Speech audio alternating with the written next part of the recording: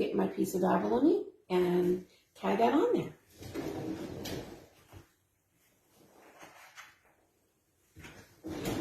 I've got my piece of abalone right here. And all I need to do is make sure that I've got a good sharp point on these cattail pieces. I've got a couple choices here.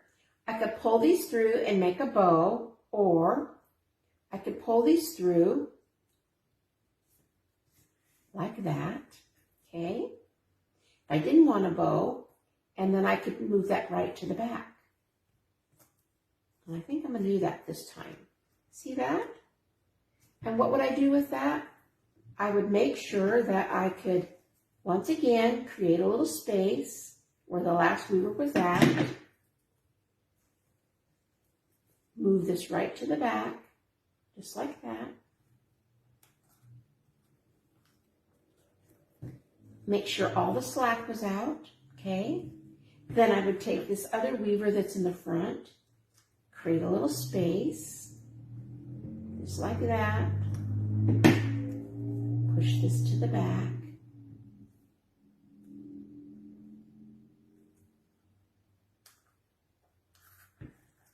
Okay, and then I can tie a knot inside, which will hold that abalone button in place. You see that? Just like that. And it secures my two weavers. Okay. Now, I can trim that a little bit later. There's the finished part of my basket. Oh, there might be a little hair or two that you can trim up from your fibers. Okay, now, we had a couple of things. We provide you with some wild river sage, which you can put into your basket when it's completely dry. If you wanted to give this as a gift, okay, sometimes that's a really neat thing to do. And let me just show you what that's going to be like. So we have wild river sage that we're providing you, okay?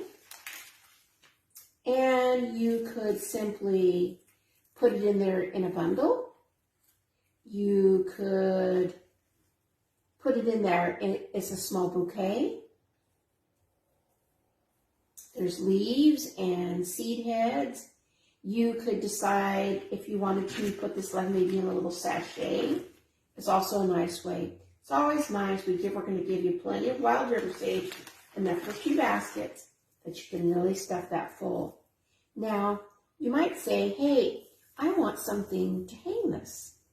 Let's say you're going to give it to a friend that's going to hang it in their bedroom or above their bed or something like that.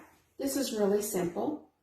What you want to do is come to the side here, and you'll create a little space between your cattail, okay? Come back with your little leather thong, cut a tiny tip like that, insert,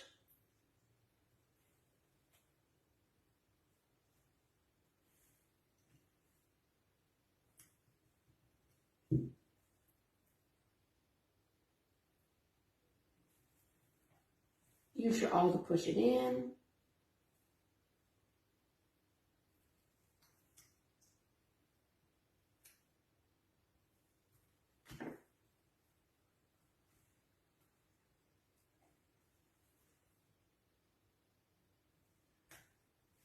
And there we go. Tie a little knot.